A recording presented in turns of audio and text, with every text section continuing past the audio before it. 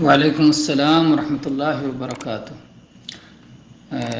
آپ نے جو سوال لکھا ہے اس تعلق سے صحیح بخاری میں ایک حدیث آئی ہے 5066 نمبر پر، اور صحیح مسلم میں 1400 نمبر پر۔ عبداللہ ابن مسعود رضی اللہ عنہ کی روایت ہے، کہتے ہیں کہ ہم لوگ نبی کریم صلی اللہ علیہ وسلم کے ساتھ رہتے تھے اور ہمارے پاس کچھ نہیں تھا، ہمیں کچھ ملتا نہیں تھا، تو نبی صلی اللہ علیہ وسلم نے ہم نوجوانوں کو مخاطب کر کے فرمایا، یا معاشر الشباب من استطاع منکم الباءۃ فلیتزوج فإنہ اغض للبصر واحسن للفرج ومن لم یستطع فعلیہ بالصوم فإنہ لہ وجاء، کہ اے نوجوانوں، تم میں سے جس کے اندر شادی کرنے کی طاقت ہو تو وہ شادی کر لے، اس لیے کہ اس سے نگاہیں پست رہتی ہیں اور شرمگاہوں کی حفاظت ہوتی ہے، اور جو شخص شادی کی طاقت نہ رکھے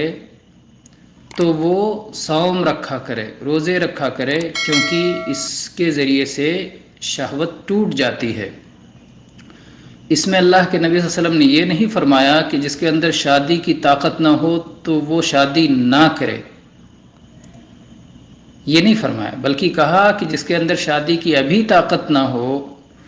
تو وہ فوری طور پر اپنی شہوت کے توڑنے کے لیے اور گناہوں سے بچنے کے لیے صوم رکھا کرے، کیونکہ صوم ایسی عبادت ہے جو شہوت کو کم کر دیتی ہے، اور اسی طرح سے صبح سے شام تک وہ یاد رکھتا ہے کہ میں نے اللہ کے لیے صوم رکھا ہے، اپنے آپ کو کھانے سے، پینے سے اور شہوت اور خواہش والی چیزوں سے روک رکھا ہے، اور ایسا میں اللہ کی خاطر کر رہا ہوں، تو اللہ کے حکم کو یاد رکھتے ہوئے ایسا شخص زنا سے اپنے آپ کو بچائے گا اور حلال نکاح حاصل کرنے کی کوشش کرے گا۔ تو یہ حدیث بہت اہم ہے، اور اس میں گویا یہ بتایا گیا ہے کہ شادی صرف ایک عقد نہیں ہے کہ جس کے ذریعے سے آدمی اپنی شہوت پوری کرے حلال جگہ، بلکہ شادی ایک ذمہ داری ہے، اور شادی کی وجہ سے مرد ایک عورت پر ذمہ دار بنتا ہے، اس کے خرچے کا، اس کی رہائش کا، اور پھر اگر اولاد ہوئی تو پھر ان کی تربیت کا، تو بہت ساری ذمہ داریاں اس کے اوپر عائد ہوتی ہیں شادی کی وجہ سے۔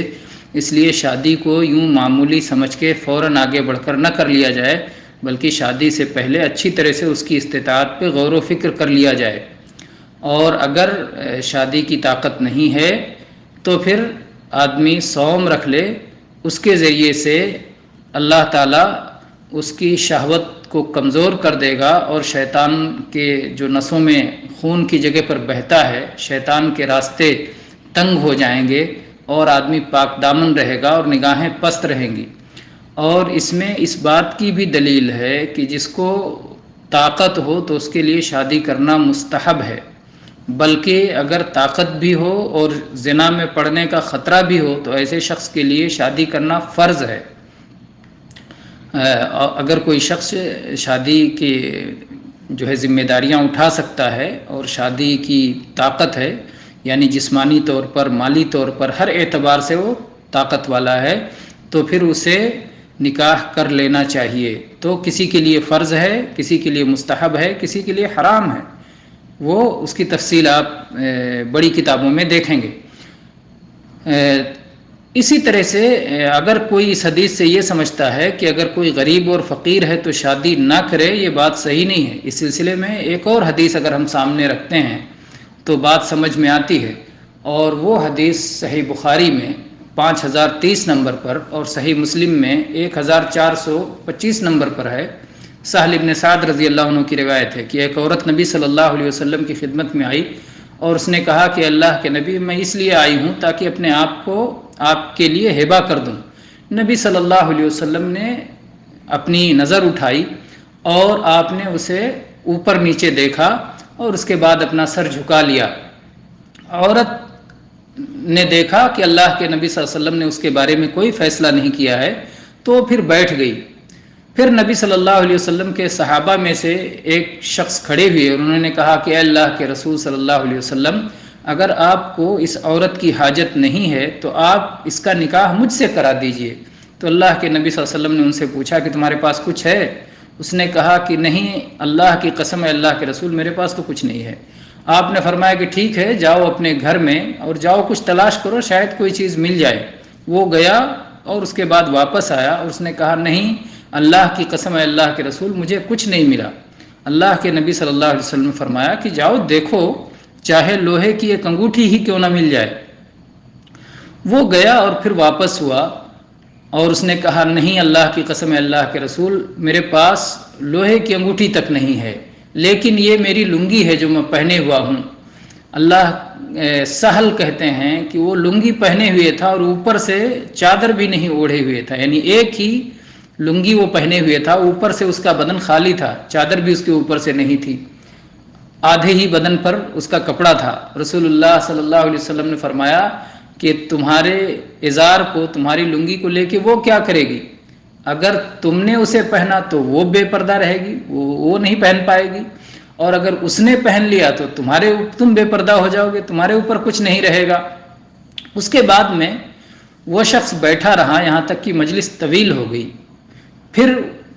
وہ کھڑا ہوا۔ رسول اللہ صلی اللہ علیہ وسلم نے اسے دیکھا کہ واپس جا رہا ہے پیٹھ پھیر کر کے، آپ نے اس کو بلوایا، وہ بلایا گیا۔ پھر جب وہ آیا تو اللہ کے نبی صلی اللہ علیہ وسلم نے اس سے پوچھا کہ تمہیں کچھ قرآن یاد ہے؟ تو اس نے کہا کہ ہاں اللہ کے نبی صلی اللہ علیہ وسلم، مجھے فلاں صورت یاد ہے، مجھے فلاں صورت یاد ہے، مجھے فلاں صورت یاد ہے۔ اس نے کئی صورتیں گنائی۔ اللہ کے نبی صلی اللہ علیہ وسلم نے پھر سوال کیا، کیا تمہیں زبانی یاد ہے، دل سے یاد ہے؟ تو اس نے کہا کہ ہاں۔ اللہ کے نبی صلی اللہ علیہ وسلم نے فرمایا کہ جا، میں نے تجھے تیرے پاس جو قرآن محفوظ ہے اس کے بدلے میں اس کا نکاح کر دیا، تیرے ساتھ اس کا نکاح کر دیا، اس کا مالک بنا دیا۔ تو اس حدیث میں آپ دیکھ رہے ہیں کہ وہ شخص بالکل فقیر تھا اور محتاج تھا، اس کے پاس کچھ نہیں تھا، اس کے باوجود اللہ کے نبی صلی اللہ علیہ وسلم نے اس کا نکاح کر دیا۔ تو اس سے یہ معلوم ہوتا ہے کہ اگر کوئی شخص فقیر ہو، غریب ہو، لیکن باہمت ہو اور حوصلہ مند ہو اور اپنے اللہ پر توکل کرنے والا ہو اور محنت کر کے وہ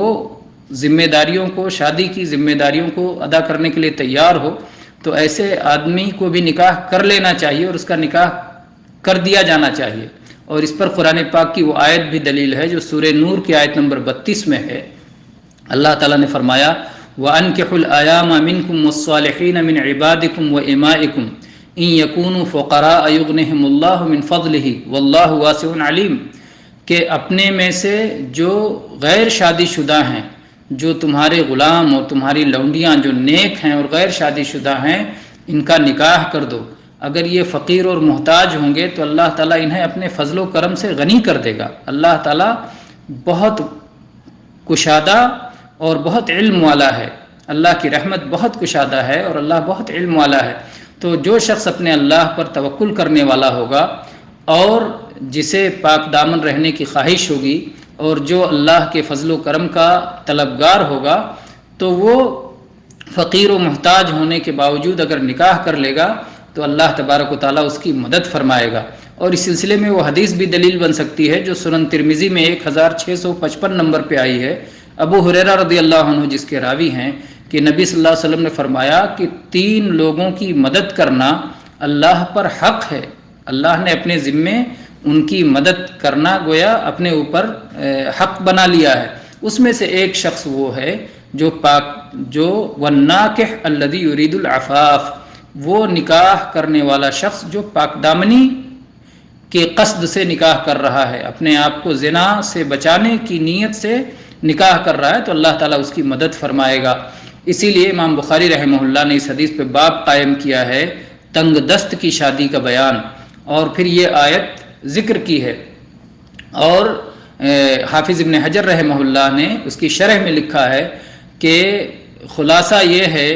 اس پوری آیت اور حدیث اور ترجمۃ الباب وغیرہ کا کہ فی الحال اگر کوئی شخص فقیر ہو، محتاج ہو، تو اس کی وجہ سے شادی سے رک جانا ضروری نہیں ہے، اس لیے کہ مستقبل میں اللہ تبارک و تعالیٰ اس شادی کی برکت سے اسے مال عطا فرما سکتا ہے، مستقبل میں اسے اللہ تعالیٰ مالدار بنا سکتا ہے۔ اس لیے لازمی نہیں ہے کہ کسی کو کہا جائے کہ اگر تم غریب ہو تو شادی نہ کرو، جیسا کہ عبداللہ ابن مسعود رضی اللہ عنہ سے یہ بات مروی ہے کہ وہ کہا کرتے تھے التمس الغنا فی النکاح، نکاح کر کے مالداری تلاش کرو، نکاح کے ذریعے مال تلاش کرو، یہ نہیں ہے کہ جہیز مانگ کے مال حاصل کرو، نعوذ باللہ، یعنی ہمت رکھو، اور اللہ نے اسباب رزق مہیا فرما دیے ہیں۔ تو یہ جو ہے مسئلہ انشاءاللہ اپنے آپ میں واضح ہے کہ غریب کو اگر انسانوں کے حالات مختلف ہو سکتے ہیں، کسی کی حالت ایسی ہوگی جس کو کہا جائے گا کہ تم صوم رکھو جب تک تمہارے لیے نکاح کے اسباب مہیا نہیں ہیں، اور کسی کو کہا جائے گا کہ آپ نکاح کر لو، اللہ تعالیٰ آپ کے لیے اپنے فضل و کرم سے عطا فرمائے گا۔ واللہ تعالی اعلم، صلی اللہ علی نبینا وسلم، والحمد للہ رب العالمین۔